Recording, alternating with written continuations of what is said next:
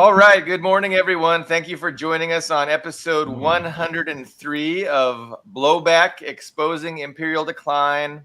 I'm one of our guests, one of our hosts, Billy Bob. My other co-host is Ian Cummer. Our other two co-hosts, Ben Toth and Carlo Parcelli, are on assignment. Hopefully, they'll both be back with us on Friday. I have three special guests today. We have Slava from Chicago, and I am very, very happy to get some gender diversity. I mean, it is typically just all males all the time, and it is such a treat to have some gender diversity. So, Slava, thank you so much for joining us. I've got Greg Rosen also from Chicago, and Max Parry is joining us from Baltimore. So just want to thank everybody for watching and for my special guests coming on. And what are we going to talk about? So we titled our show The Dead End of I'm Speaking. And that is a reference to Kamala Harris, shutting down of these awful protesters that think, opposing genocide is important. And how dare they, talk over Kamala to point out, that her support for genocide is a bad thing. But, basically, we wanted to highlight the lack of substance, the lack of, any kind of thing that's important to people within, electoral politics in the United States. Does anybody agree with that? Like, does anybody here feel that, our democracy is robust and that the issues are well handled by our politicians? Max? No. I mean, you're certainly not going to get any pushback on that from me. No. Disappointing. Okay. Could you elaborate though on, what you mean exactly? Are you trying to say that the Democratic Party, by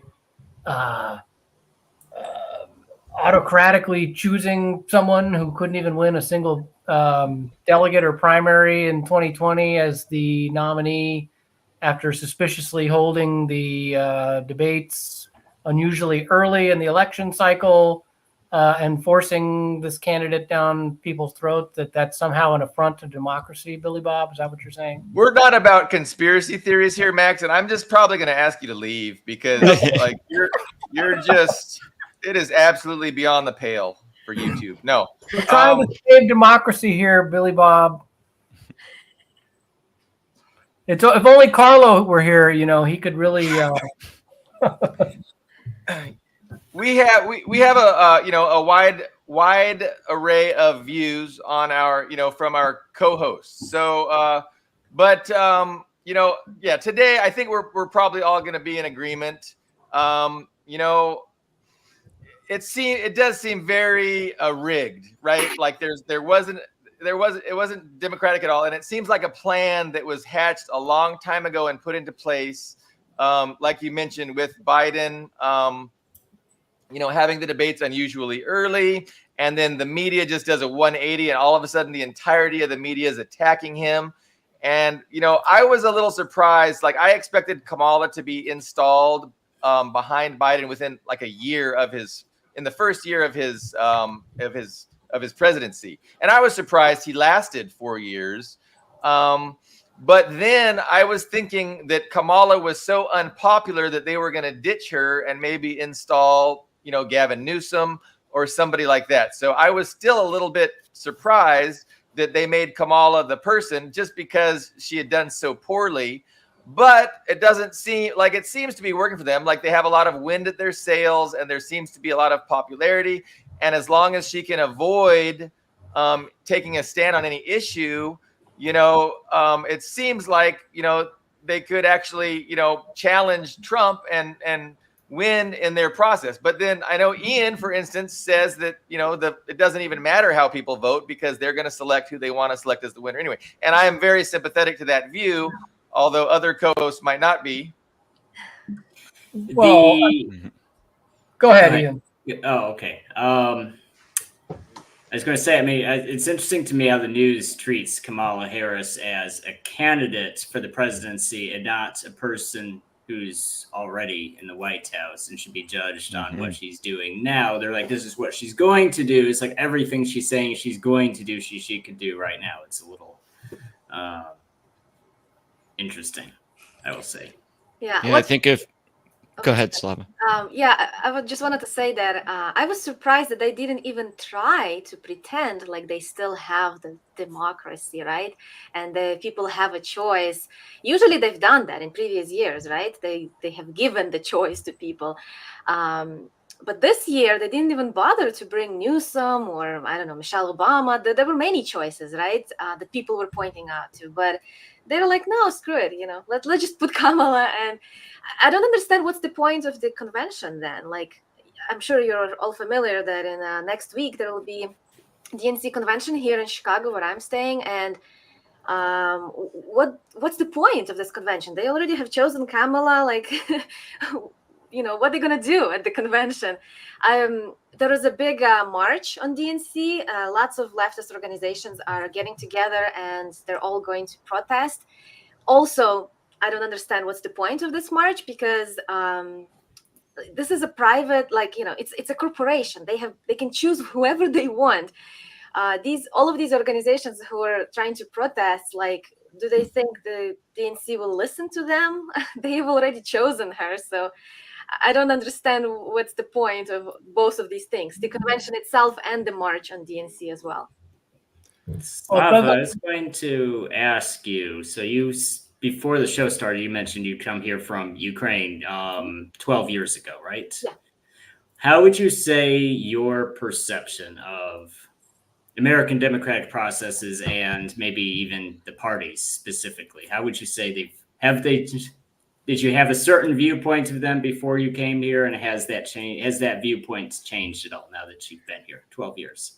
Yeah, of course. Well, when I was immigrating, I was under years of propaganda that United States is the best country in the world, that it's the land of free, it's democracy, and just, everything the best is in United States. So I was coming here with the pink glasses on, and looking at everything, I was so naive, right? Because the empire had spent trillions of dollars on making sure that everywhere else in the world people think that way. But as soon as I came, I started learning what's actually happening and how the country operates. And I quickly realized that I was lied to, like many immigrants who come here. And eventually I started actually hating the country. I was like so upset. I'm like, how can we do this to the rest of the world? Wage all these wars, exploit, extract all the resources, kill a ton of people, in the Middle East, in Latin America. So I was really mad, and I became, I started learning politics, and I got into this state of just hating everything about United States. Like I remember being happy seeing when someone was burning American flag. And I couldn't see the difference between, like, if someone abroad is doing that, like for example in Iran, right? They have a reason to hate America and they burn it, versus someone here doing that as a sign of protest. Like, to me, these things were the same, and I didn't see the difference. But then eventually, the more I was studying and doing the research, I realized that there's difference between people and the government. People love their country not because they agree with the government, but for quite the opposite. They are upset. The government is not representing them. They're actually not happy with the fact that their tax dollars are going to Israel, right, to kill Palestinians. They're not happy that their tax dollars are going in Zelensky's pockets. So I decided that it's time to realize that patriotism is not what has been installed in our heads, right? For years, patriotism was associated with military, right, and this empire. And when the anthem was playing and the flag was flown, like I was always just imagining the army and stuff like that. But it's different. It's the people of the country, and we can be patriotic and love the country, meaning that we want better conditions for the people. So that's what I'm trying to like pursue now. That's my mission. We just got a question. We see the comments feed here. We just got a question from one of the viewers. Why did you not return home? Well, because there's a war in my country, and I'm a mother. I have 2 children, and I want good for my children. I don't want to take them to a war zone. Of course, I'm from Western Ukraine, and there is not so much action where my family is from. But still, at any given moment, I mean, life in a war zone is not easy. Therefore, I'm not going to go back. And also, I disagree with the politics of my my home country. They are just the puppet state of the United States, of the empire. Therefore, there's no reason for me to go there.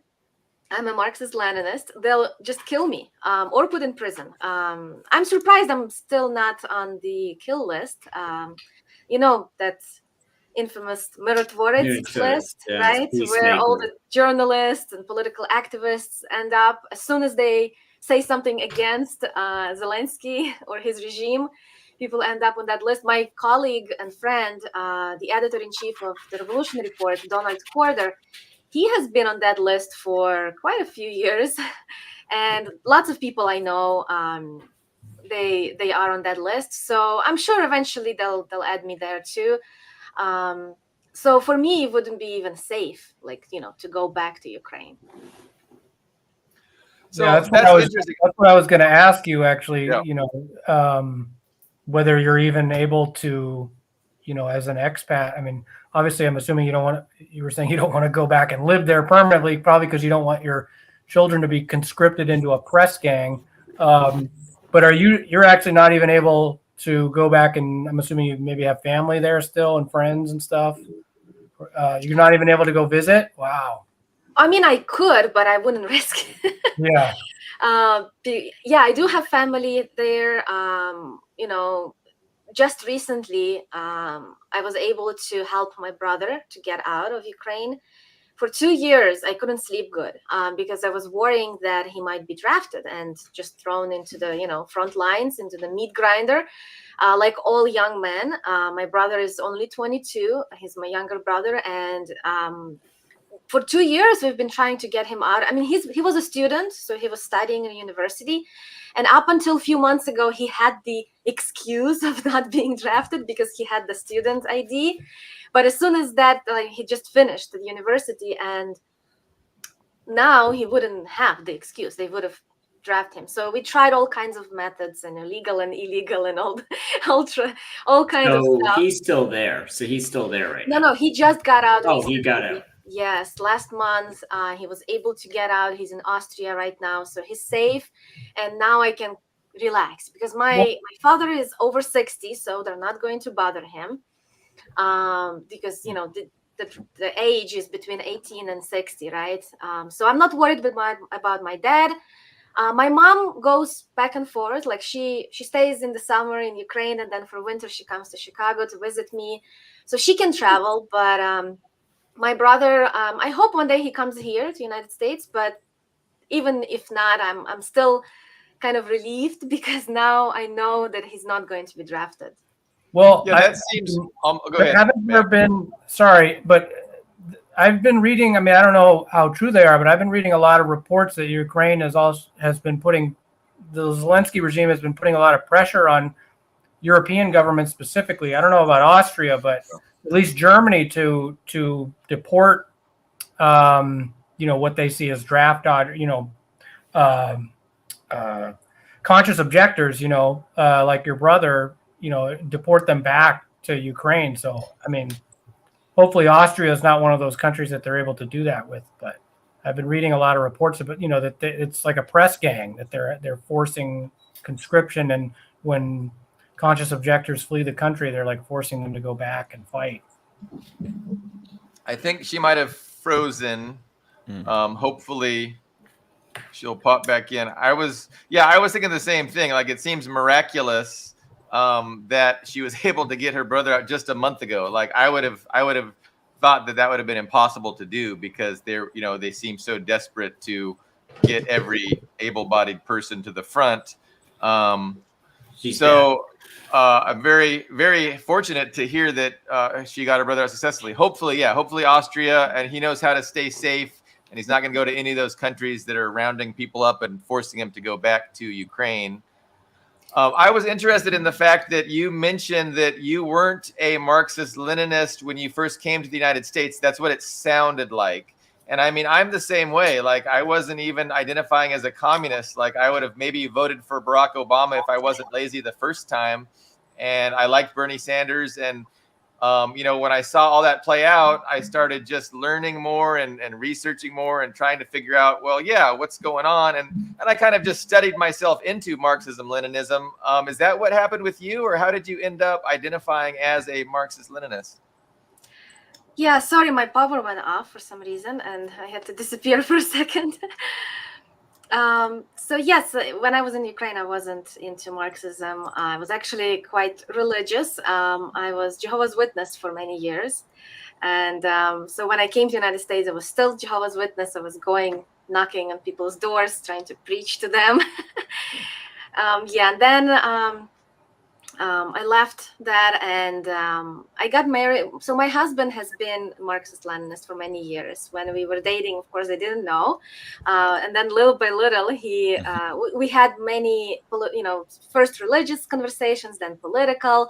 And it was around 2013 when we started dating, and eventually we got married. And what happened in Ukraine in 2013, right? The Euromaidan, the coup. And so I was interested. I was like glued to TV and I was watching what's happening in my home country and I didn't understand what's going on. So my husband was explaining it to me through the Marxist analysis. He was telling me, that this is like color revolution and it's not the first one and all that. And so I started little by little understanding how it's happening. And I'm really grateful to my husband for being patient with me because, at first when I heard about, Holodomor and all those things, I was like, no, that cannot be. Like, it can't be that they lied to me for all these years. Like, I didn't believe at first, but then, he pointed at proof and evidence, and I started doing research on my own, and I realized that, yeah, he's right. And that's how I ended up being Marxist-Leninist. So can I ask about your husband's background? So he's a Marxist-Leninist. Was he born in the USA? Did he also come from Ukraine, or did he? My husband is Iranian, actually. So Oh. we're, both immigrants, and he came here as a child. His right before the Iranian Revolution of 1979. That's when, a lot of Iranians were coming, and lots of them were Marxists. So his uncles were Marxists, and they were very supportive of the revolution. They didn't like the Shah, the monarch, and therefore, when they came here, they continued being involved in politics. And that's how, also in college, when my husband was studying, he was involved in politics and in Marxist organizations and stuff like that. So he's been a long time Marxist, and then he got me involved as well.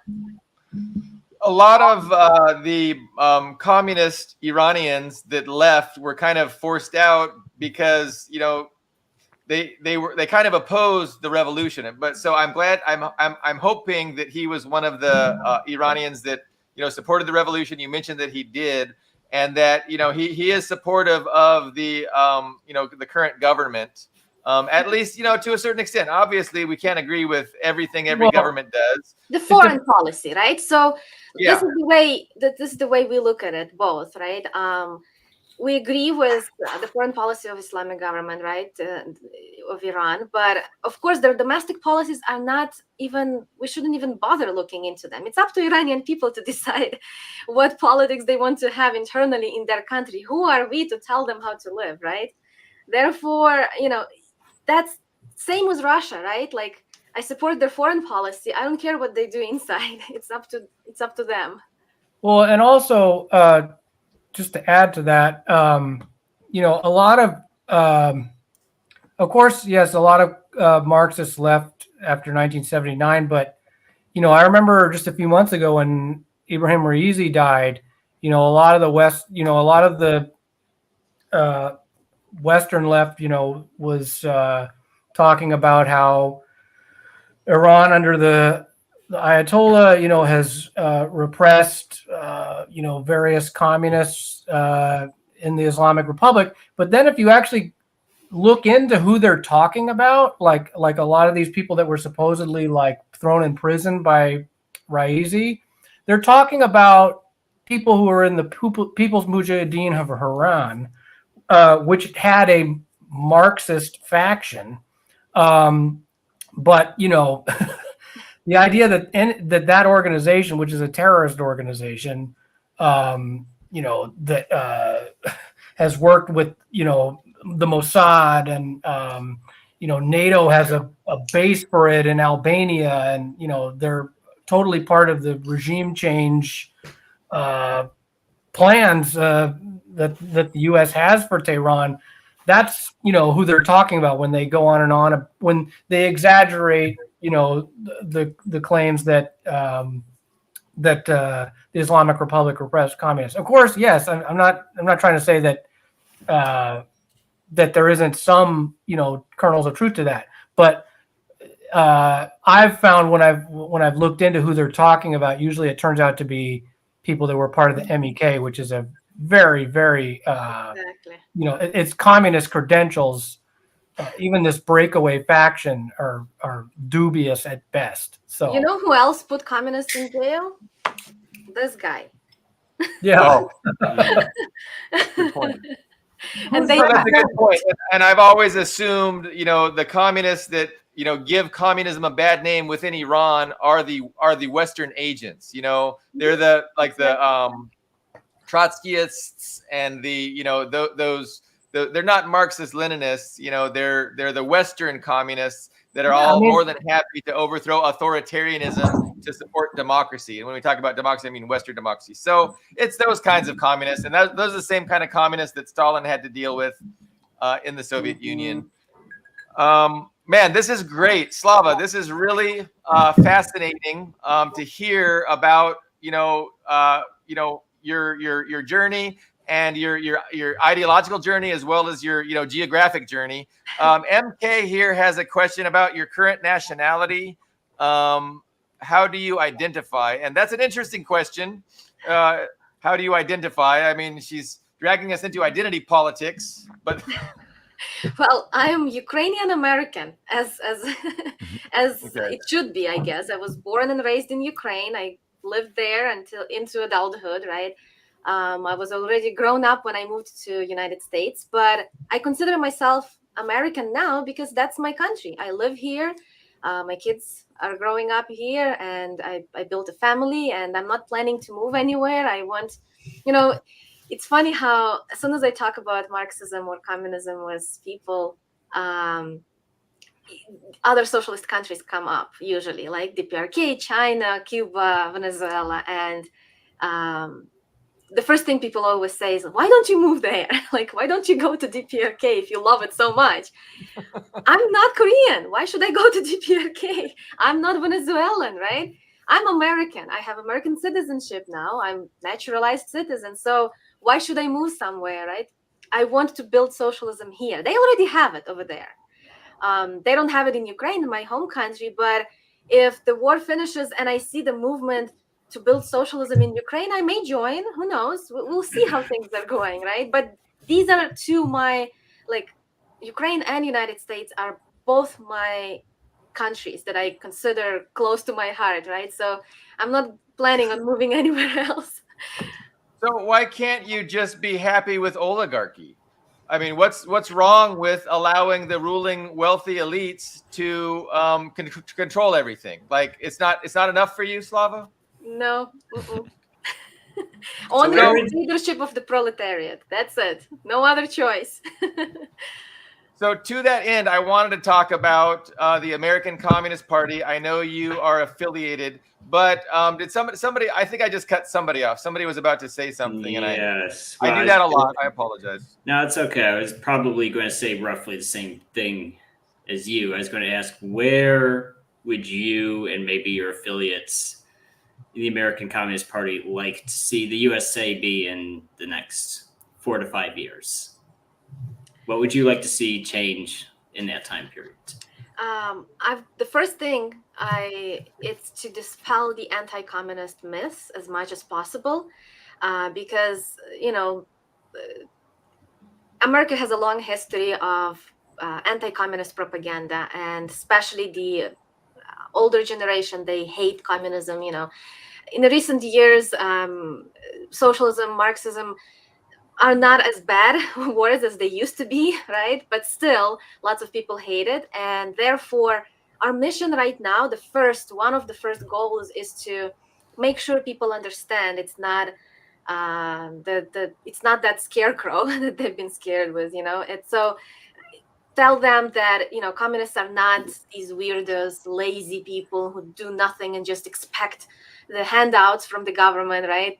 We want to dispel these misunderstandings and show them what communism is really about, which is being hardworking, honest people, decent citizens of the country, taking care of the community. So I'm sure you have been following the development of the ACP. We just launched 3 weeks ago, so we're pretty new. And it takes a while, right, to gather everybody, the membership and all that.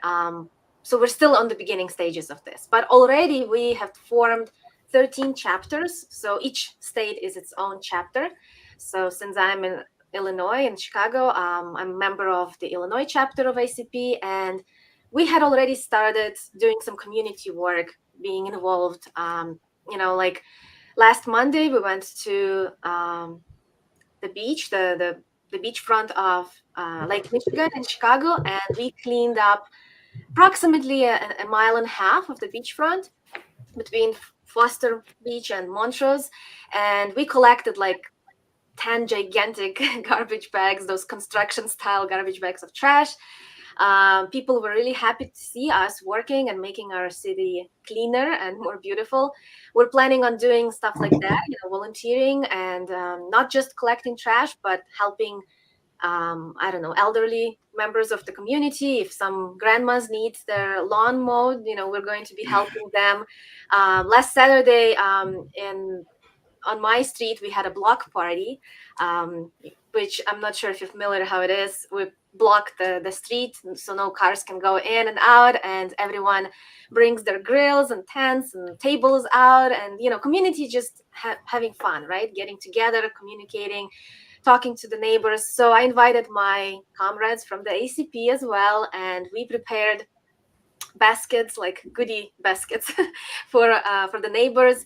I'm into gardening and preserving food, so I canned a bunch of like pickles and jams, and my other comrades brought other things, and we walked around, talked to the neighbors, kind of asked them how they feel about the life here, if they have any concerns, gave them the gifts. And so we're trying to be involved with people, right, and show them that we care about the situation in the country. So that's good. I just don't feel like it is a good explanation of what the American Communist Party is doing now. I don't feel like it wasn't quite what I was getting at, I guess. So 5 years from now, I guess that's 2029. How would you like the USA to be different than it is now?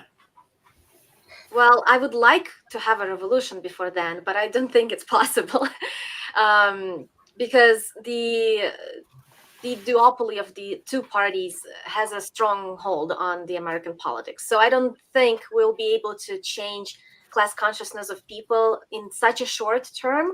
I wish that happens, but I'm being a realist. So I know changes take time. So if I'm being realist, I think it will take probably at least 10 years to really change stuff. Like first we'll be involved in community helping people. Then we're planning on starting small businesses, workers' cooperatives, and kind of make an impact on the economy, right? Because we all know that the unemployment is high. There's no manufacturing jobs in the United States. So we want to little by little kind of change that. And so the ACP will be involved in the economy.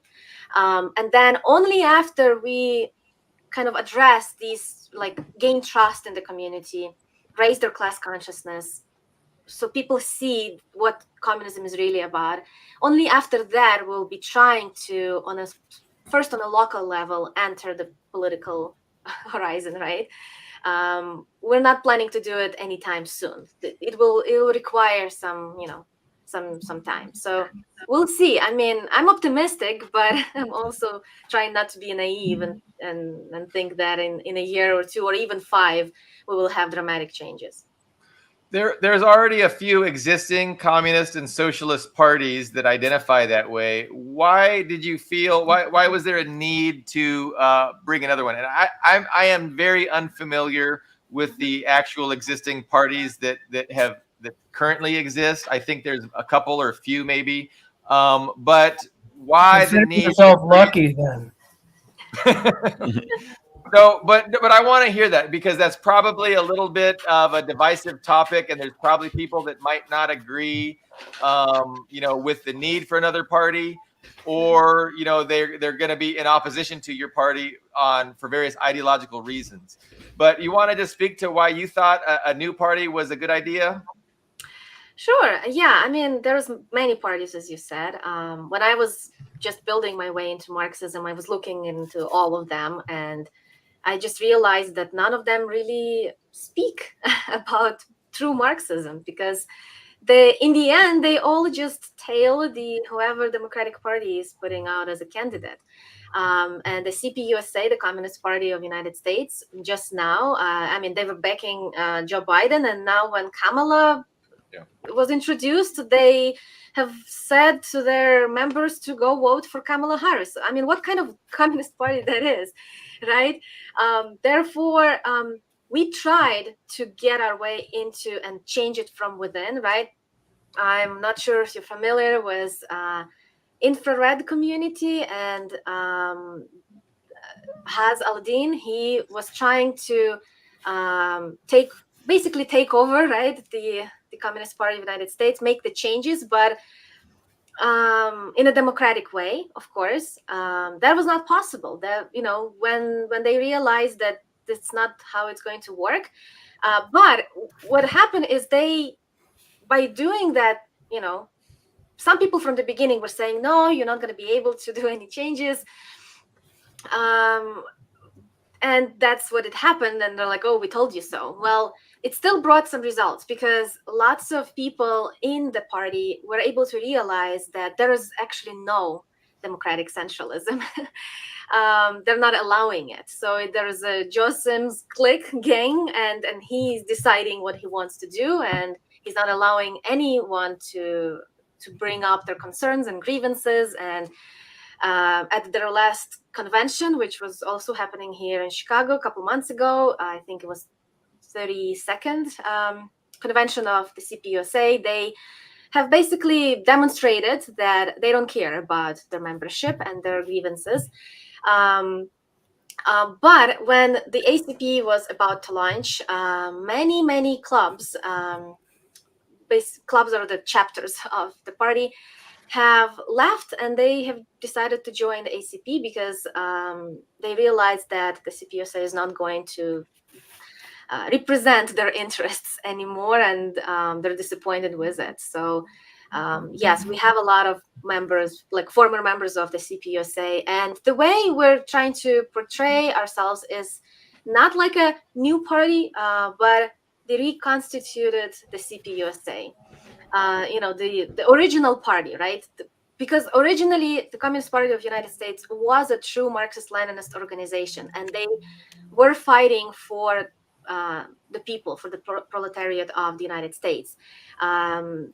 Many famous Marxist-Leninists came from it, like William Z. Foster, right, and others, and we honor their legacy and we respect them. And somewhere down the line, something happened. They deviated.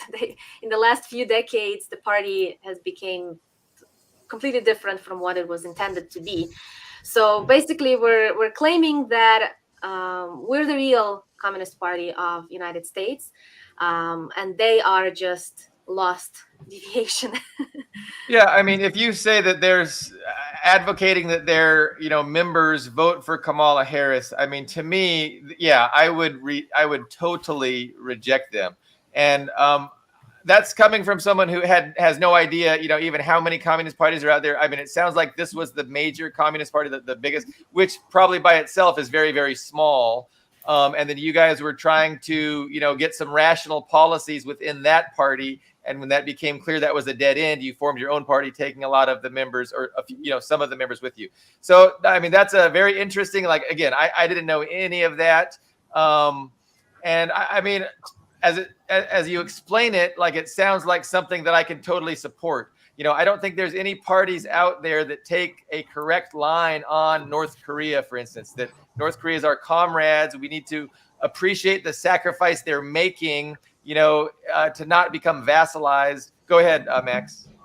Well, I was just going to say, I've been a Marxist for many, many years now, and but I myself have never found any party in the United States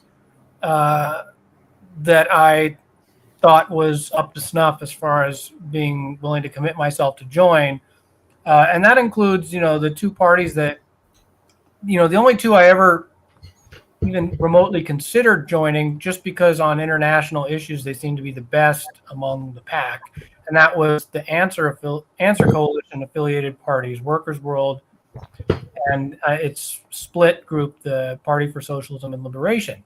But I was so turned off even by those parties in terms of how, not only in terms of strategy, how they, just like the other ones, constantly tail to the Democratic Party and are all about ceding leadership roles to, students and minorities, which is really, goes back to the New Left's shift from, abandoning the working class and focusing on identity politics. That even in these two parties that, are pretty progressive and do a lot of good work in terms of, actually, you were saying North Korea. I mean, those parties are, if you read their take on North Korea, are generally pretty solid, and you would probably agree.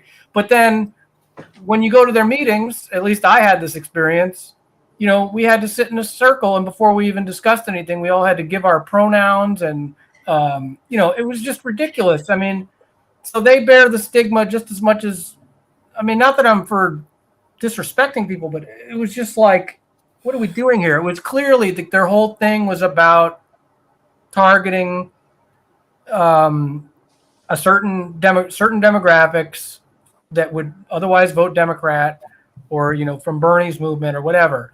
But also the other issue, to me, I had with all of the parties that they all share in terms of their structure, is that, and this is the real reason I've never joined one, is that they're all, in terms of their recruiting process, very much about just going out and looking for blank slates, people who don't know anything about Marxism, haven't done any of their own reading at all, and just turning people into activist foot soldiers. If you're someone that has your own ideas or your own opinions, or have bothered to do your own research, they see you as a threat. They see you as somebody who might take over their leadership roles and, maybe change certain things about the party. And that's probably why organizations like the American Communist Party have been in a state of dormancy, basically, and so heavily ineffectual for so many years, is because, they're run by these dinosaurs. And I experienced the exact same thing just when I even looked into, PSL and Workers' World. It just seems like they were run by these very dedicated activists who are just looking for people that they can, bodies, basically. Before people have even read Marx or Lenin, they're ready to give them a sign. Here, go stand here. That's all that they're looking for. They're just activists, most of these organizations. They're not real Marxist organizations. I'm not trying to knock, they do a lot of good work in terms of, they're, when the U.S. bombs Syria or something, yeah, they're going to turn out and protest. But in terms of actually, like, this strategy is just a dead end, and the Western left in the United States, the anti-war community, has just turned into this self-enclosed social club. It's not interested in going out and engaging with ordinary people and having uncomfortable conversation. It's just a social club, and it's like a gated community. And although I don't know much about your organization, I mean, I know some of the individuals involved already. I mean, it seems like at least a good, refreshing first step, and something I would consider, taking seriously, because, I mean, this conversation needs to be had, because for decades, I mean, it's embarrassing being a Marxist in the West, for this reason. And I'm glad to see this kind of shift at least starting to happen. And, I really hope it does turn into something. So I'm glad to. Yeah, regarding those Claire- other organizations, like from what I've seen, is they just want to, like you said, just collect as many members as possible and collect dues, and we're not trying to do that. I was going to say, I think the strategy with them is to, what they say is to join the movement and lead it. So that's why they've built this protest machine. So I don't think it's fair to say they tail the Democrats. You don't see either of them supporting the Democrats, but they do try to recruit. Mhm. And, they had the strategy of trying to pick up the dissatisfied Bernie supporters a couple cycles ago. So Go ahead. No, that's it. I was going to say, how would you advise everyone? Well, I guess this is a question for both Slava and, or for all the guests in general. How would you advise people to vote in this upcoming election on November 5th? I mean, I wouldn't give it too much stake to begin with. I mean, I don't know if I can even answer that question. I mean, even the Green Party, I mean, after what took place, with Russiagate, where they basically committed, suicide. I mean, where they, Jill Stein was implicated, by this new Red Scare, and you had a split within the Green Party where people like Howie Hawkins, who supports the war in Ukraine, basically endorsing the propaganda that was being hurled at his own party, and so I don't hold too much stake in electoral politics. I mean, I don't think it hurts necessarily to vote third party, but I don't really think it has too much weight to it anyway, because it's basically the two party duopoly is really one party. I focus more on trying to the left needs to be engaging with these people that are voting for Trump for, you would hope, the right reasons, that they at least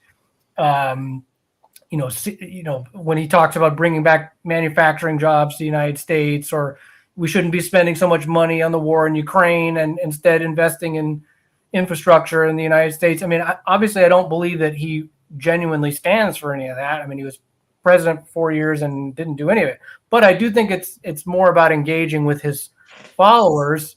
I mean, I'm not trying to say that there isn't, some,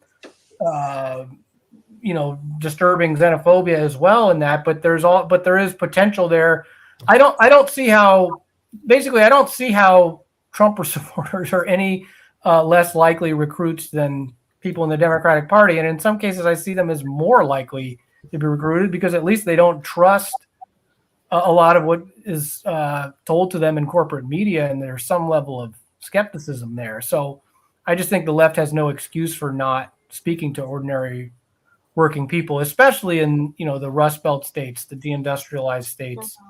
Those people really need to be engage with. Just speaking as someone who has them in my own family, and the people. If you look at the sort of class that the Democratic Party really has come to represent, and their attitudes towards working class Americans, it's gotten so ultra reactionary, and the way that their political party has become so hawkish, especially towards Russia and Ukraine. I mean, yeah, in terms of Republicans, the Republican Party is and Trump himself are arguably worse on something like Israel, but in terms of Ukraine, I think it's the reverse. So I just don't see I don't see the Democratic Party as the lesser of two evils anymore. I think, anyway. Well, let's say you're engaging. Let's say right now you're talking to one of these Republican voters in the Rust Belt. Would you advise him to vote for Trump? Would you advise him to vote for Kamala Harris? Would you advise him to vote for someone else? Are you asking that for me? Yeah, let's ask. Well, if you want to, if you have an how answer, would you either. address- I would say that no vote is also a vote. And the more people don't show up to the election, the scarier it will be for the establishment. And I think it will send a strong message to them.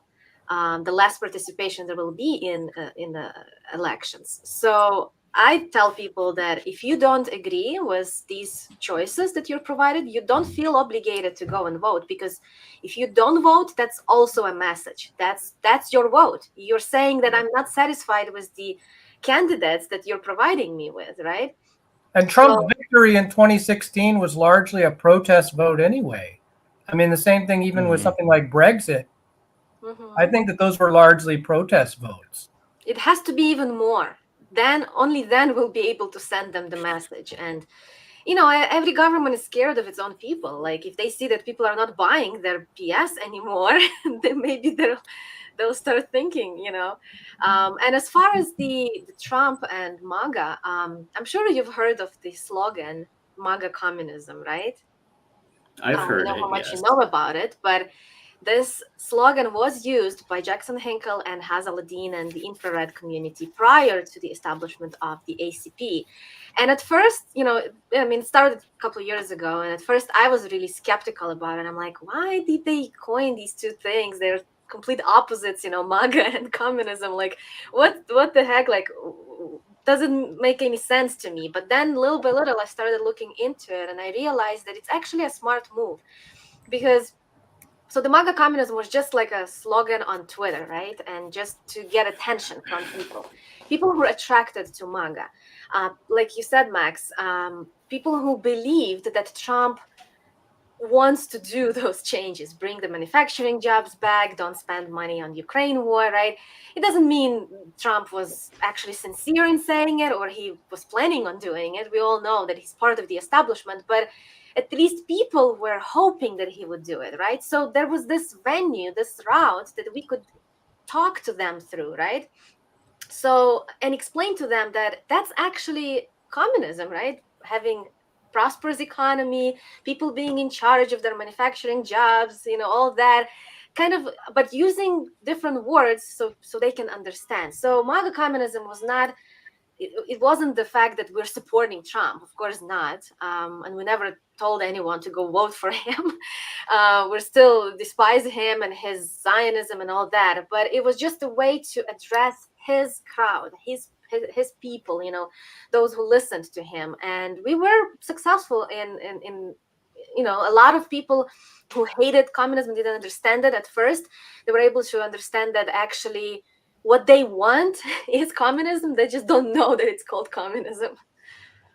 And it gets back to what you were saying earlier with, who is the real patriots? Like in this country, who is serious about improving this country? What ideology alone is capable of transforming and improving this country? And so I argue that socialists and specifically Marxist-Leninists are the truest patriots, because we really not only care about improving this country, but we have the ideology to do it, right? I just don't think that telling people to not vote, because as Recliner Mike here just said, and he's right, most people already don't vote. So if you want to send a message, wouldn't it make more sense to vote against the establishment candidate? Wouldn't that send a stronger message than not voting at all? Because if you don't vote at all, I mean, let's be honest here. If you don't vote at all, then the establishment candidate just wins. If we had enough people on board that were doing what we wanted, any of those options would work, right? Like, I mean, if enough people were on board and taking our advice. So I'm the same way. I, morally am incapable of giving my legitimacy to this fake electoral system by participating in it. So I voted once for a Green Party, and I'm in California. That's a wasted vote. So California, all the electoral college votes go to the majority winner. So it's really a rigged system. So my vote really doesn't count, and I don't even participate because, number one, neither of the viable candidates, and in California, only the Democrat is the viable candidate. But if, even the Republican, both of those people are abhorrent to the point that they don't deserve my vote. And so I don't participate. And I feel like if everybody behaved like I did, right, that would lead to a successful revolution, because you would have a voter turnout of less than 5%, and what are they going to, how are they going to maintain their rule? They're going to, anyway. No, just like they do with 40%. Don't matter. It's just I think it will be more apparent that they don't care about the voters, Well, I think it's apparent now, right? I mean, to 90%. us, but I'm talking about people, general public. I think people feel it. I mean, despising both parties is very popular. Mm-hmm. And I feeling don't mind when people are voting for third parties. I think there is a sense for it. When people vote for PSL candidates or Green Party candidates, I respect their choices. I mean, they're trying to kind of move from this duopoly, right? So the only thing is, like, I personally can't commit my vote, like Bob said too, like, it's no, that's it. I don't care. People can vote third party. People can vote lesser of two evils, Democrat if they want, and people can vote Trump if they want. And I don't get excited about it, and I don't try and tell them, hey, you're doing the wrong thing. Like, I mean, especially people that identify with the same ideology and the same politics as I do.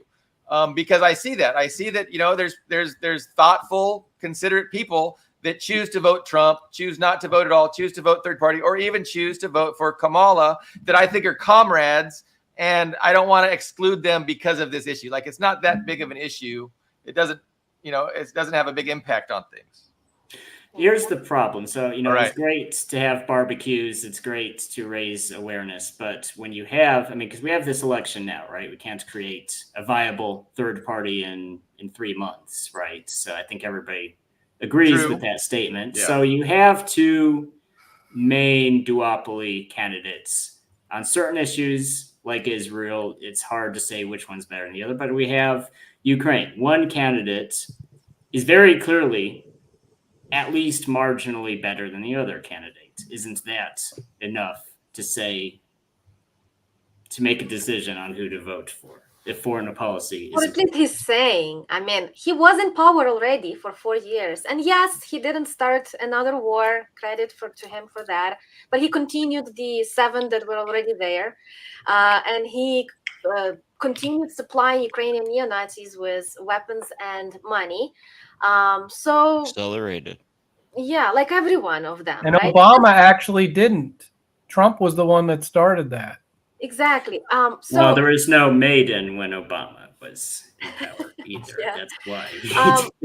I just look at this like that. The foreign policies of the country change from the fact who's in charge, who's the president. The empire still continues. They make it look like it's different, but it's not different. It continues. The same train goes in the same direction, right? So, like, I would hope that if Trump comes to power, he would stop the war, but he wouldn't. And even Putin, I'm not sure if you remember, Putin was asked who does he prefer as a president of the United States, and he actually said Biden because he's more predictable. Trump is uncontrollable, right? Nobody knows what he's gonna try to do. So So if he wants the empire to lose in Ukraine, and I assume you do, wouldn't it be better to have a candidate who's uncontrollable? But he's in the not machine? uncontrollable, really. So he is not uncontrollable. Right. Well, which He's is harder to control, I would say, because Okay, he says things so that he shouldn't be saying, Hard to about control what he Syria. says, but not what he does, Yeah. I think.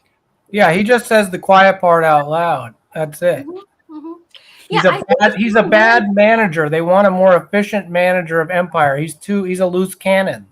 Mhm. That's so the isn't real. it good to have a bad manager at the head of the empire? Wouldn't a bad manager be preferable to a good manager?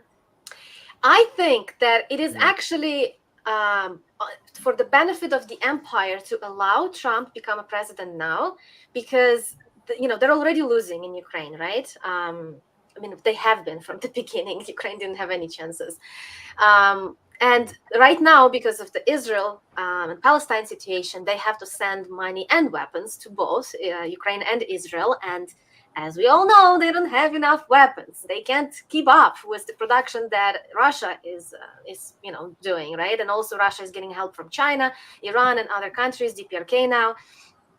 The empire can't keep up with it. No matter how much money they're pouring, it's just a hollow system. So I think they will allow Trump to become president. This is just my personal opinion, has nothing to do with ACP or the Revolution Report. They will use Trump as a scapegoat and say, you see, Ukraine lost because of Trump, because he's put his they may do this trick. Just like they always try to pull some tricks and use a person, one individual, as a scapegoat instead of blaming the whole system. That That's I totally agree. That's the function he serves. They're able to legitimate everything that they do if they have him at the forefront. I think that's the function he serves, to the ruling class.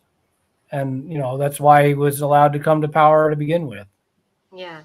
And I think he gives them headaches. It makes it more difficult for them to do the things they want to do in certain ways. But like Slava just explained, he also can provide a benefit to them, and that's what they'll do. So I think it underscores the impotency and the powerlessness of our elected officials. Like, it shows that they're not really the leaders of the country, right? They're actors, they're transient officials that are in power to provide the facade of democracy. And all the decisions are made elsewhere, the donor class, the think tanks, and these people just implement those decisions. Now Trump, he's not a rubber stamp. I mean, he might say some stupid shit and he might resist and fight back on some things, but they own everything, and so they can get around his intransigence like they did for 4 years the first time. And I expect that would happen again. Trump is a megalomaniac. I mean, he wants to be president. He likes the idea of himself as president. And, it seems for the most part that he's more interested in it for himself than any actual desire to benefit the proletariat, the working class. And that's obvious. But still, I would, like, if I had to vote, I would definitely vote Trump over Kamala. But I just, number one, in California doesn't matter. And number two, my vote is too precious to waste on Trump. So I think Trump will win. That's just my personal. I think he has the momentum right now with the assassination attempt and all that, and the pressure that the Democratic Party is creating, right? Everything they're doing with all the Russiagate and everything, they're helping him, and I think it's actually going to benefit the Democratic Party too, to have Trump in power, because if they allow Kamala to win, they will have to do something. Like, finally we have a woman president. They'll have to, I don't know, address the abortion issue, this, that, minority. But if, they can't do that, they're not actually interested in making people's life better, right? They need Trump to stay afloat politically, because Biden's tenure has been such a disaster. They need him to legitimate themselves. Exactly. It's like, if Trump wins, they can just say, oops, we couldn't do it. Sorry, we're not in power. But if they win, if Kamala becomes president, then they have to do something.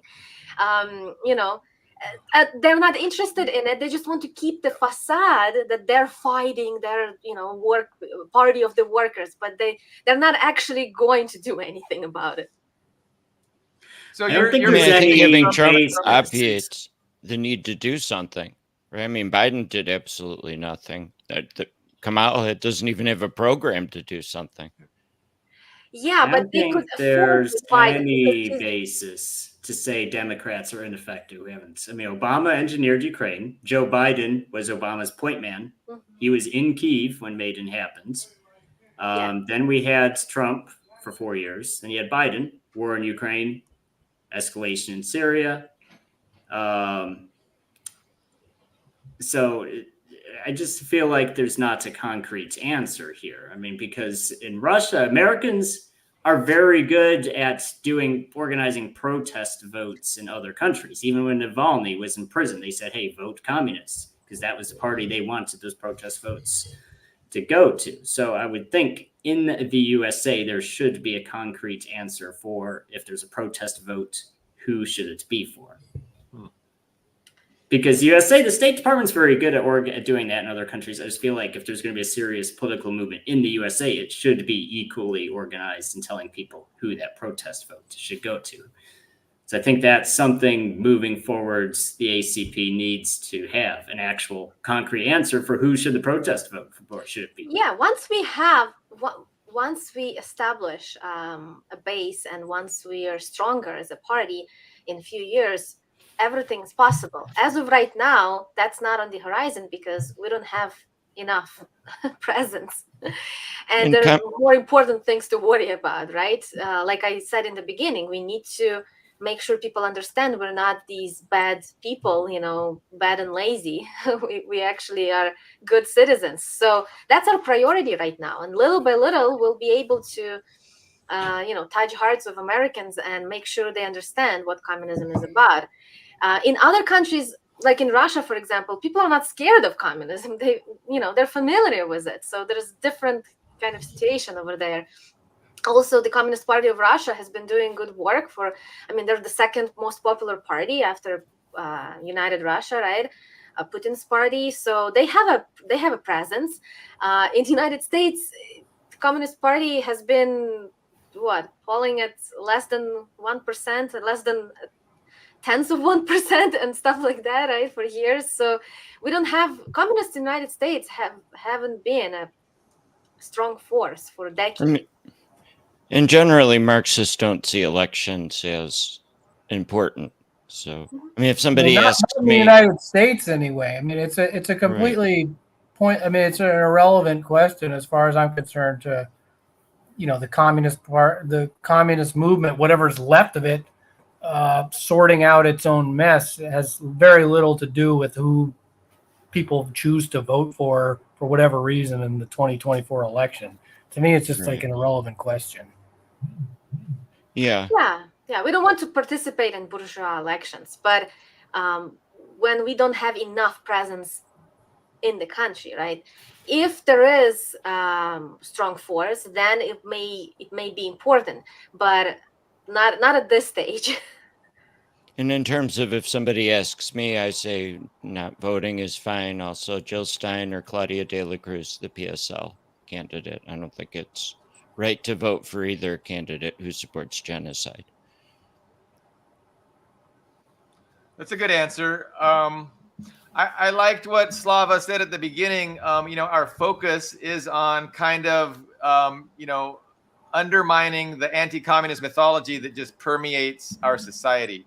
And I think that's an important thing to do, with regards to history, all the falsification of history, and then just the, just that's our biggest obstacle is this. It has become a religion. Anti-communism is the acceptable religion in the United States. And our government has put out, a congressional declaration about how, communism has caused all these hundreds of millions of deaths everywhere it's been tried. And it's just awful. And then when Trump, tells his supporters that Kamala's the communist, it just makes a mockery of reality. And so we have to ground people. We have to wake them up. And I mean, Malcolm X said the same thing. Before we get any movement out of the people, we have to wake them up. But go ahead, Max. Well, I think the other concern that needs to be addressed is that, although one of the legacies of the Bernie Sanders movement was, the destigmatization of the word socialism in American politics. The problem with that is, although that's obviously a nice step in the right direction, the problem is that now socialism and its very meaning is associated with his brand and the DSA. And if you look at what their model is, it's, the Nordic countries, the Scandinavian model, and, social democracy, the welfare state, and things like that.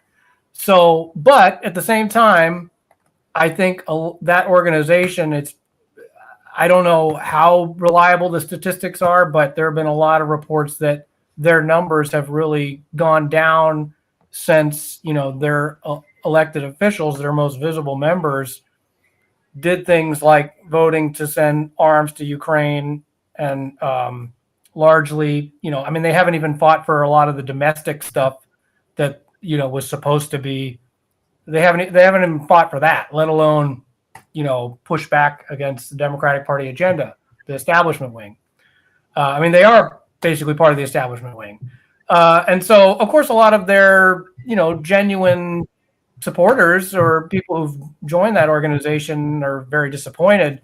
So I think that presents a real opportunity for more authentic socialist organizations to, in addition to, I'm not saying that should be the only thing, because I don't want to advocate just tailing to Democrats or people who would otherwise vote Democrat. And obviously there's the DSA's demographics. It's pretty consistently, middle class white college students, and very much tied in with identity politics and all that. But it's not a monolith. But in addition to that, obviously we should also be trying to engage with people who are apolitical or people who vote for Trump, as I was saying earlier, and so on and so forth. But I do think that in terms of socialism as a theoretical concept, just that being destigmatized, where it's now not quite the dirty word that it once was, that's an opportunity. And then also the fact that the DSA has been, an even bigger failure than I thought they were. I never expected them to push back against the new McCarthyism or the demonization of Russia, but I did expect them to maybe fight just a little bit harder for, some of the social reforms that, like healthcare and things like that, but they haven't even delivered on that. they've it's been a complete joke. They make the democratic socialists in Europe look like, Marxist Leninists in comparison. They're so conservative. So, but we should give them credit for, I always give credit to Bernie. He did open eyes for a lot of young people. He got them politically involved. Yeah, some of them got pacified again, right? Mm-hmm. It happens. Every generation has those people who become active when they're young, and then they see nothing happens and they go back to sleep. But there were some who didn't go back to sleep, and they started digging deeper and doing research, and lots of them became Marxist-Leninists. I know many of my friends have been Bernie bros before, but now they're comrades. So I try to see positive in everything, right? Yeah. But I still see two problems with addressing communism in America. One is the fact that the right-wingers are calling Democratic Party communists, right? We have to prove and show that no, they're not.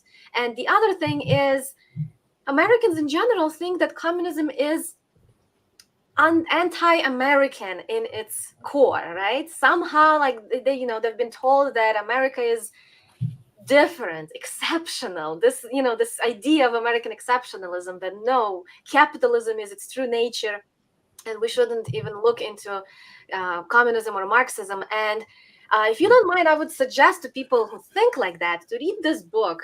It's written by my friend and comrade, Carlos Garrido of the Midwestern Marx Institute. It's called Why We Need American Marxism.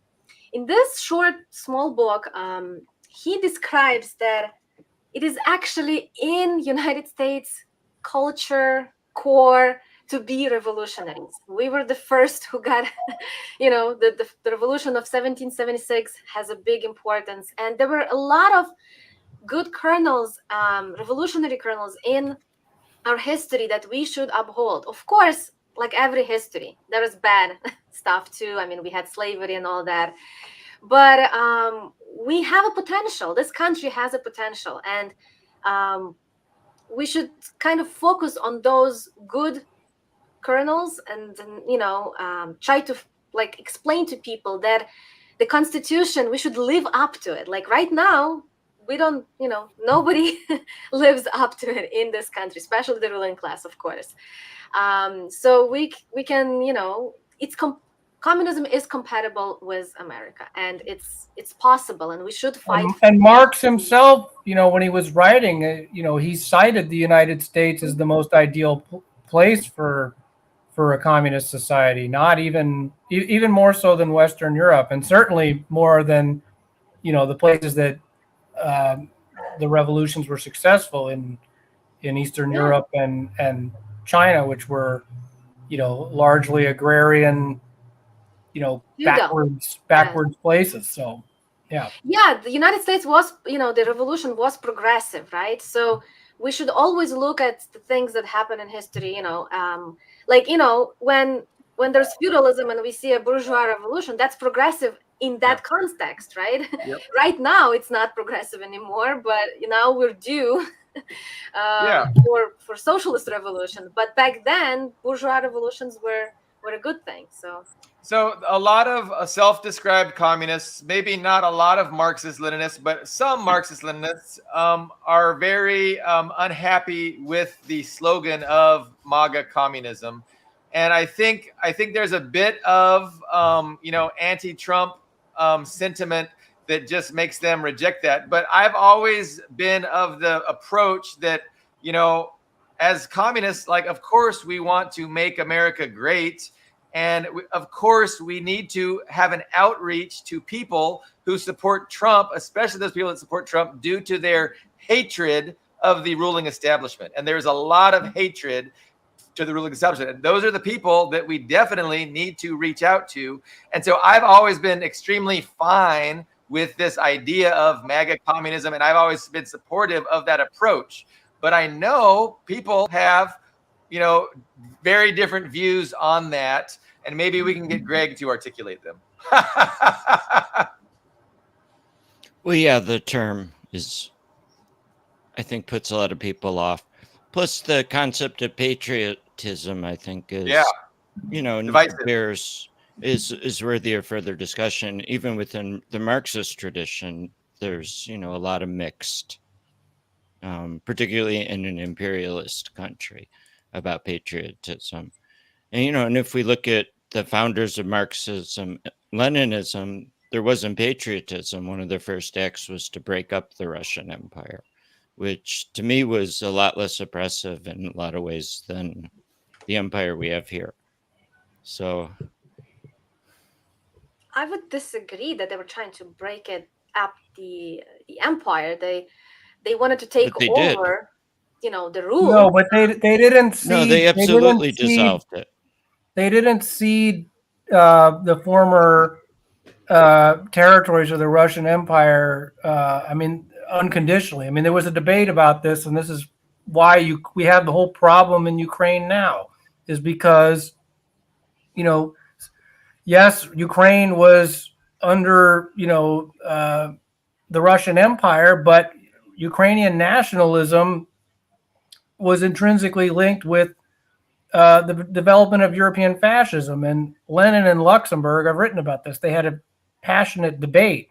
She argued that, no, we shouldn't be giving away, the former Polish-Lithuanian Commonwealth or Poland or, Finland or any of these other places that were under the Russian Empire if the political forces that are going to take power and succeed them are not progressive. Why? Because you get what ended up happening in World War II, where Ukrainian nationalists, participated in, sided with the Axis powers and participated in the Holocaust.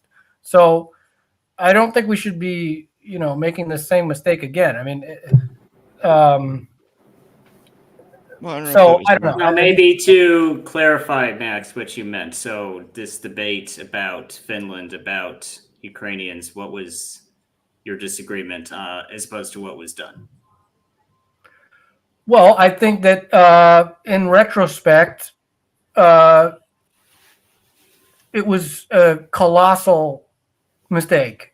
The Soviet Union participating in, Ukrainian independence. I mean, and this even ties in to, what took place in with the Soviets ending up supporting the creation of Israel as well, because I think that they over essentialize the whole idea of a nation state, to the point where they even included a transnational diaspora like Jews, and supported the idea of giving them their own state, even though they directly contradicted Stalin's own definition of what a nation is, which is a people with a common language, common culture, and territory,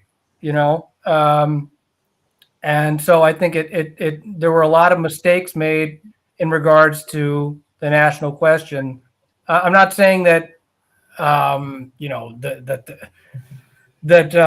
they didn't do the best they could with the situation they give it. I mean, they inherited an empire, so of course mistakes were made. But I do think that those mistakes have to be learned from, and Ukraine and especially Israel are two perfect examples of that. And it kind of seemed that after the revolution, a lot of these powers were opportunistic in seizing territory away from the Union by force of arms. And so it wasn't really, necessarily willingly ceded. It was, due to a military, like a lot of Poland was created that way. Exactly. I was trying to bring that up as well. I mean, I think though, it's part of why the Civil War was won, is that all of the areas of the empire were given a choice, and many of them had strong communist movements, and that energized them. Yeah, it's easy for us to talk now, 100 years after, retrospectively analyze everything. But back then, we have to remember that as soon as the revolution happened, it wasn't easy. Right away, they were invaded by 14 countries, what was called the Allied intervention from all sides. They were attacked. They had to fight. Like Ukraine didn't even become a part of the Soviet Union from the beginning, right? For 5 years, there were lots of fights, lots of wars. Only in 1920-22 everything was settled down, and Ukraine became part of Soviet Union, but only the central and eastern, of course. The western was together with Poland. They had to compromise. I mean, and also Trotsky played a big role in that as well. So we should not forget about him too. So there were like internal, right, fights, and so we can say that he favored an independent Ukraine from the Soviet Union. Even it's in the 30s. Yeah, in the 30s. The son of a bitch. So this show, I mean, because I'm not a communist, and I always say that. So I mean, for me, this show is your sales pitch for the American Communist Party. Me representing your generic audience, right? So this is your sales pitch. So when I hear revolution, well, 10 million people were killed in the Russian Revolution. I don't want. That's incorrect. Millions died in the Civil War afterwards. Only about 10 people died if you count the Imperial Guards. And, right. Okay, so people died in the Civil War afterwards. Yeah, the violence never comes from the people. It always comes from the ruling class. We would gladly take power if they give it to us peacefully, but they won't. We're not advocating for violence. Don't get me wrong. We are going to fight for the people to take power, to take control. But if the ruling class is going to fight us, we have all rights to defend ourselves. So that's our position. That's the position of all Marxist-Leninists in the world. We're not advocating for violence, but if the violence comes from the ruling class, we will defend ourselves. Circumstances force revolutionaries. I mean, even Fidel, there's plenty of interviews with Fidel Castro where they're talking to him about revolutionary violence and how that was a last resort, and they were only forced into doing that by the circumstances. So when you get a lot of these ultras around today, LARPing and gun toting, when they probably couldn't even bust a grape in a fruit fight themselves, fetishizing violence and, nobody, especially in the Western left, is just so embarrassing when people do that, because it really hurts the cause, in my opinion.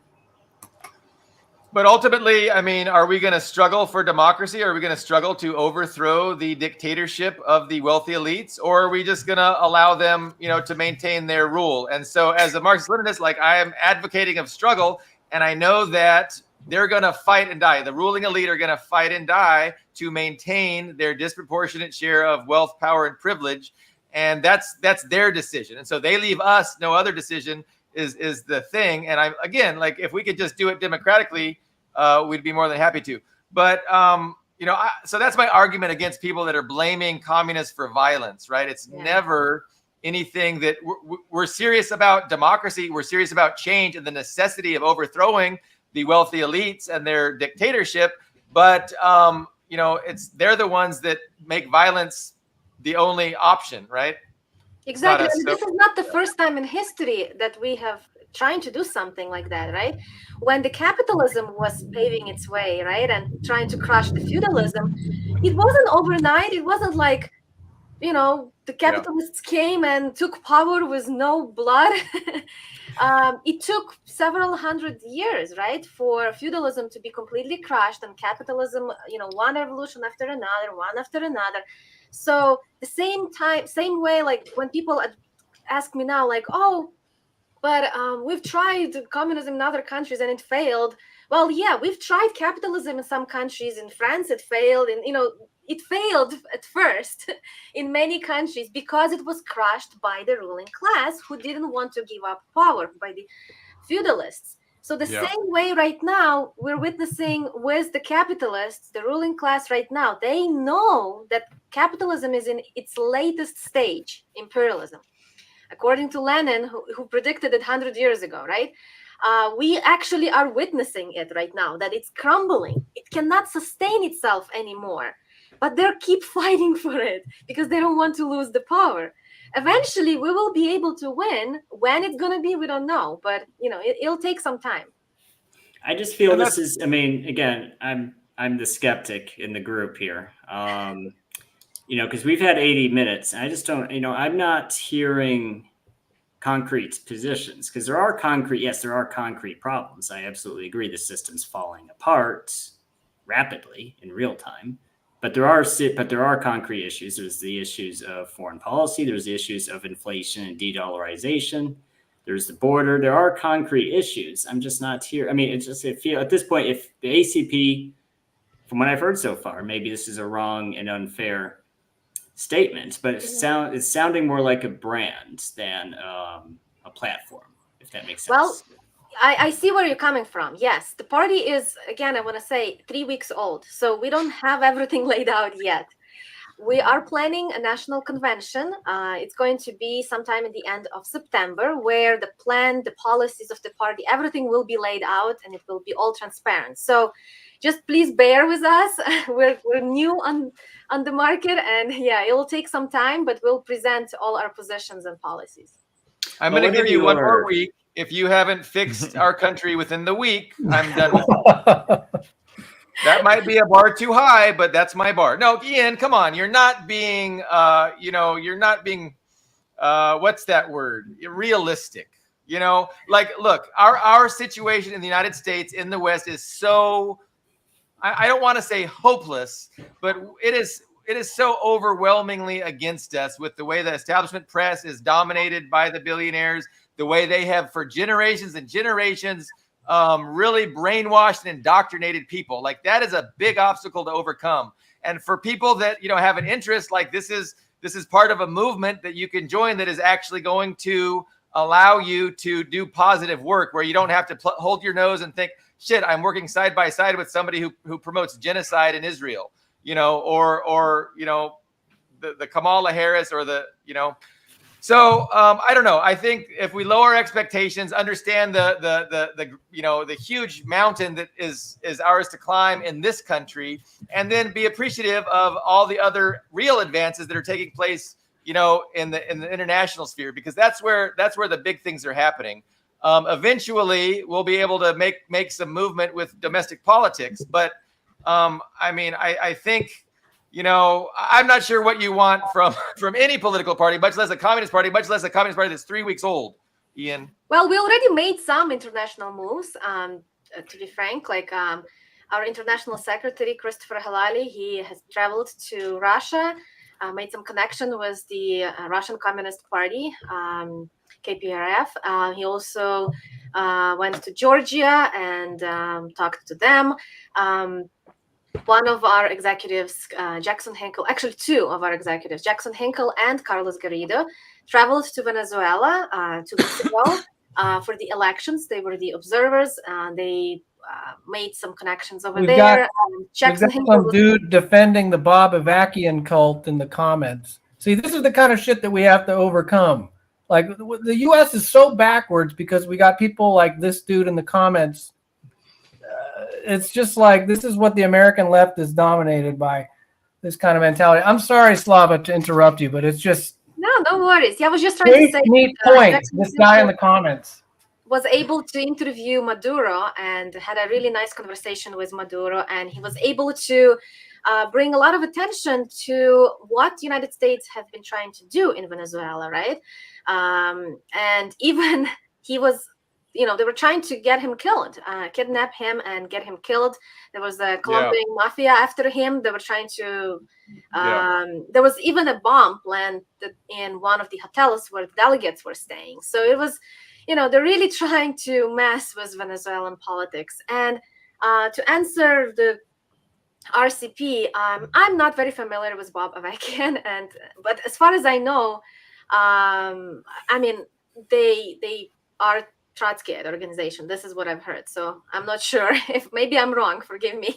Well, they're also behind Refuse Fascism, you know, which is an organization that totally tails to the Democratic Party, especially during the Trump era.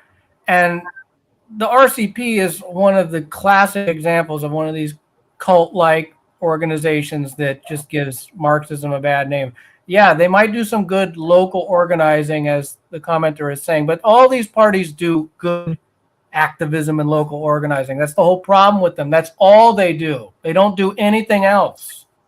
So I personally haven't seen anything them doing, at least where I am in Chicago.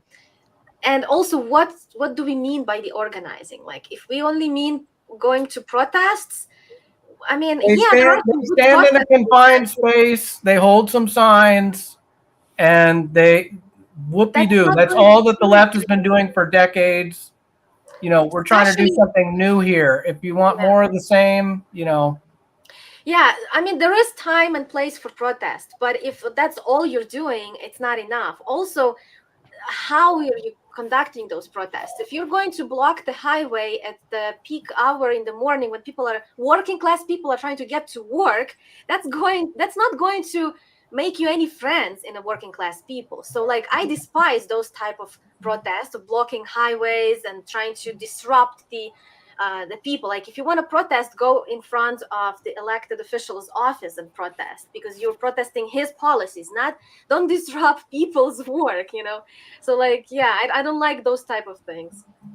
I think within the Marxist-Leninist movement, I think we have room for cultural conservatives and cultural leftists. And I think the reality is some but of are the they really even conservatives though? I mean, half the time, I mean, yes, I agree with you, but like a lot of the time that, I didn't even know I was a conservative supposedly until I thought I was a very open-minded progressive person. But now if I believe in human biology and things like that, I'm a conservative. So Yeah, no, that's a good point. I'm talking specifically about some of the the approaches and the tactics and the language employed by Hinkle and Haas that are off-putting to some people that are consider themselves Marxist Leninists, but are also of the very liberal spectrum culturally, and that are not are not happy with terms like degenerates.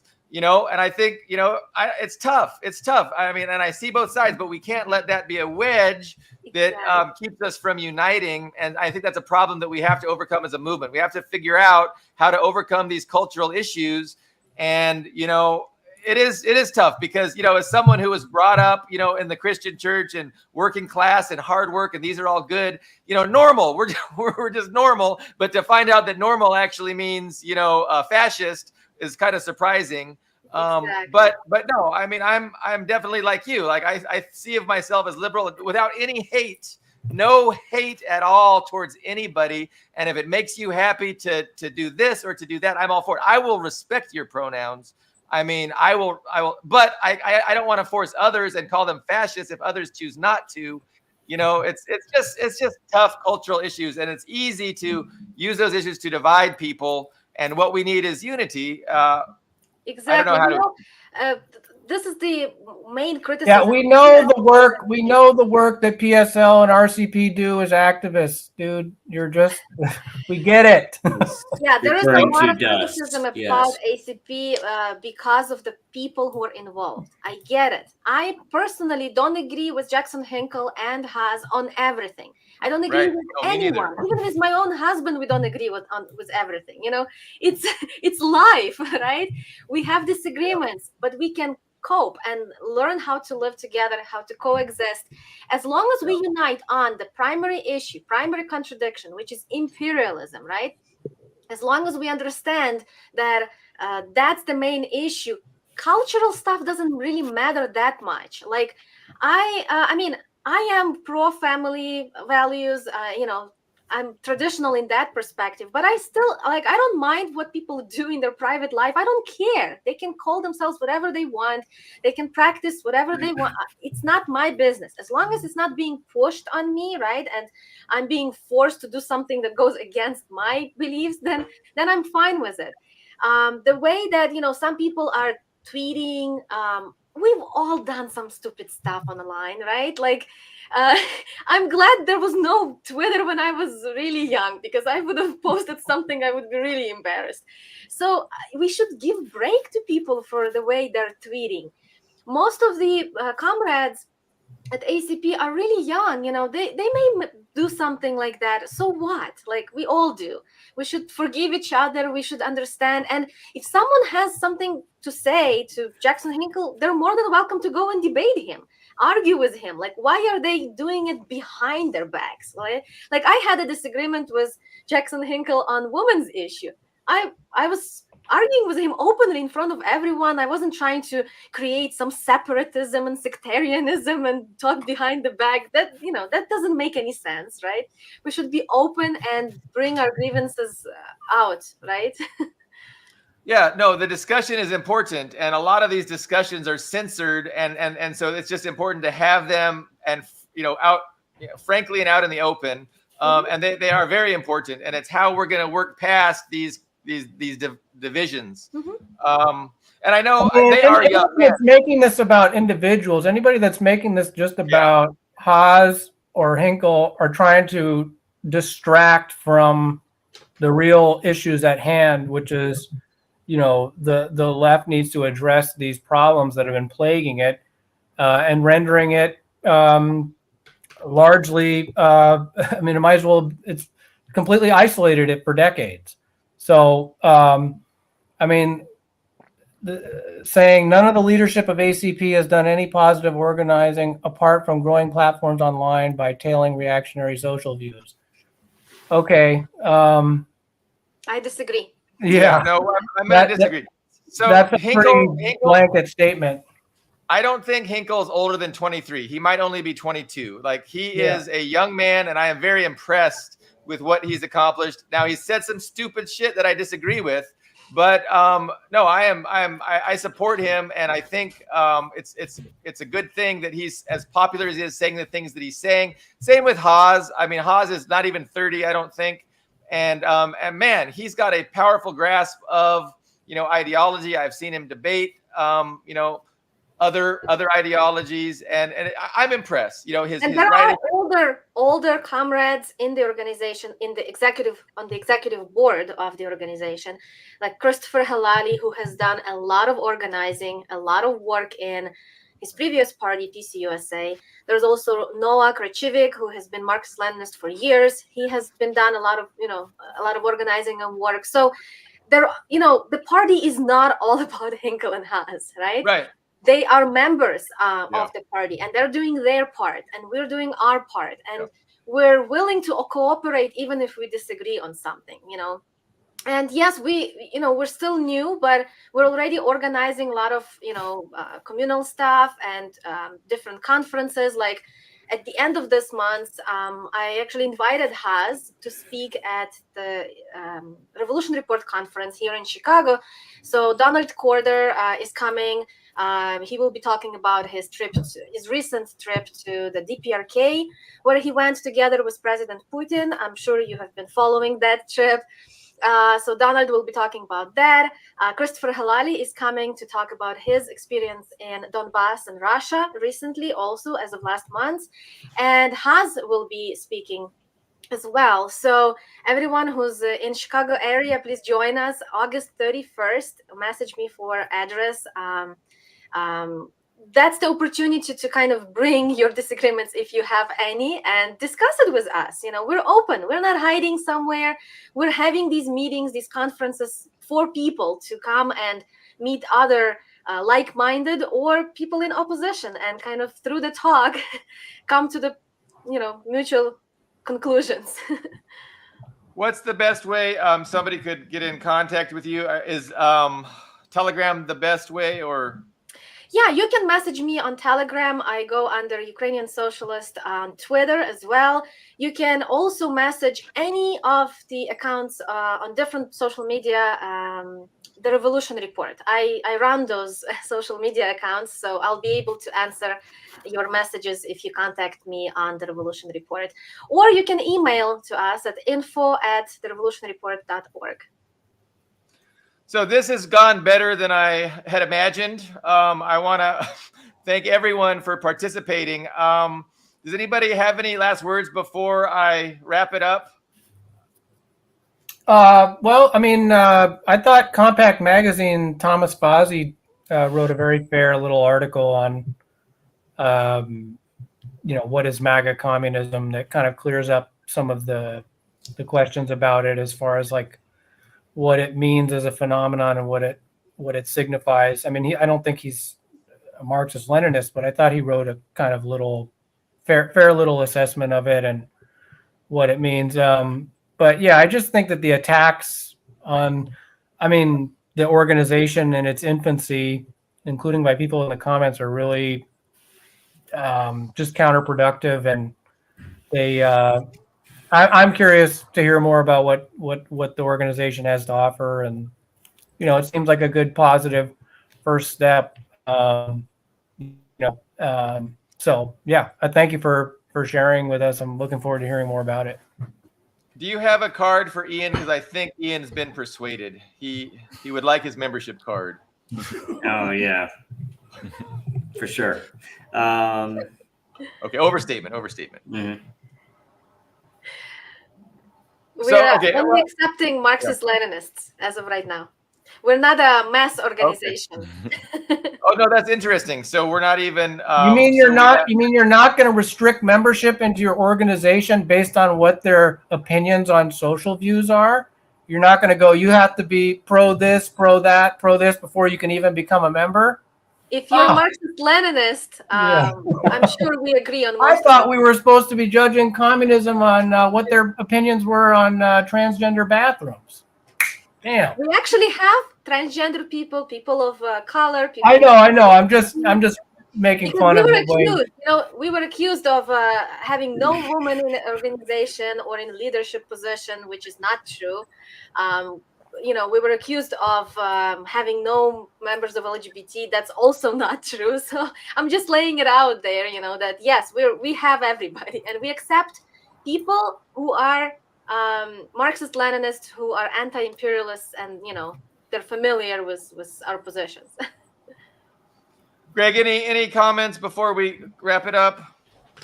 I think Dust's last comments were reading. Hinkle called for the deportation of Claudia de la Cruz, and George Floyd was on fentanyl. Those aren't oversights. I think he means it's racist trolling. Yeah, I mean, I don't know about Claudia being deported. I'm not. I mean, there have been a lot of I've fake seen that. screenshots too, though. There have been I remember there was one that said that Jackson Hinkle was like, we need to secure a future for white families or something that went viral as trying to denounce him, and then it turned out that it was totally fake. So how do we even know? I saw the deport one. I think that's real, not just a screenshot. So that would be something I disagree with. I don't think we should deport Claudia.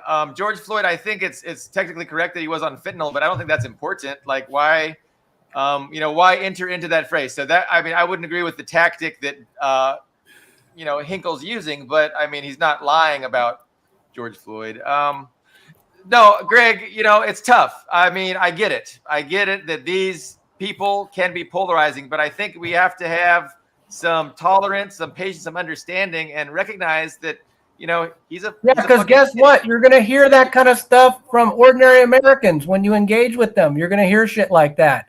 The world is not this little bubble where you're in an echo chamber where you're not gonna hear racism or encounter people who want to deport. I mean, this is part of what.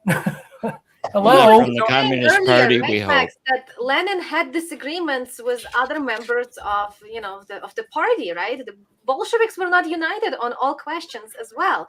Like you can't have complete unity on everything. It's impossible. We're all human beings and we're all fallible. So we can't expect this purity fetish. Exactly. And Haas, I have heard Haas lament some of the things that he's done in the past, and he said, hey, I'm going to be more responsible. I'm going to be more mature. I mean, I understand that some of the things I said were stupid and divisive. Basically, I mean, I'm paraphrasing, but he's acknowledged and he's promised to do better. But okay, great discussion. I really appreciate Slava, especially coming and joining us, and I hope to have you back. The gender diversity. Thank you very much. Of course, I think anytime. So we will reconvene on Friday. Ian, thank you for co-hosting with me. Greg, thanks for being our other special guest from Chicago. We'll see everybody on Friday. See you then. Bye. Bye.